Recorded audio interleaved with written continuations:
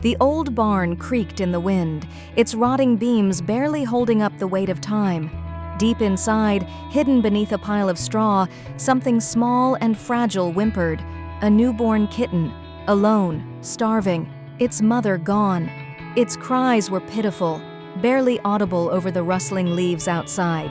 Then one evening, the barn's owner, an elderly man with rough hands and a soft heart, heard it. He followed the sound, pushing aside debris until he saw Hurrah, a tiny ball of thick gray fur, her round golden eyes wide with fear. But this was no ordinary kitten. Her face was flat, her ears set low, her tail bushy like a fox's. His breath caught. A Pallas's cat, a wild creature, not meant for human hands. Yet here she was, trembling, too weak to even hiss. He wrapped her in his coat and carried her home. The first nights were desperate. She was dehydrated, her tiny body shutting down. He fed her drops of fluid from a syringe, then moved to milk, then to a special formula for wild felines. She fought him at first, her claws raking his skin, but hunger won. She drank. She lived. He named her Dasha. As weeks passed, she grew stronger. Her wild instincts flared.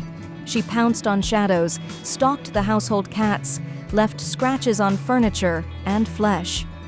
The other cats kept their distance, except for Nutsia, an old tabby who, to everyone's surprise, began grooming her, as if she understood this strange kitten needed a mother. But Dasha was never truly tame. She would sit by the window for hours, her gaze locked on the fields beyond. She stopped curling up on the man's lap, stopped purring. The call of the wild was louder than any human comfort. The man knew what he had to do. He refused to send her to a zoo. A cage was no life for a creature like her. Instead, he found a wildlife reserve, a vast stretch of land where Pallas's cats roamed free. The day he released her, she hesitated, sniffed the air. Then, with one last glance at him, she vanished into the tall grass. For months, she returned at dusk, just to eat, just to watch him from a distance. But one evening, she didn't come back, and he knew she had finally chosen the wild.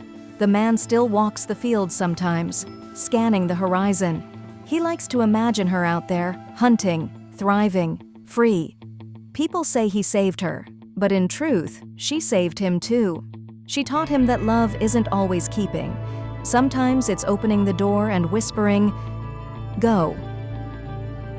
If you liked the video, put like and subscribe to the channel, where you will find a lot of interesting things.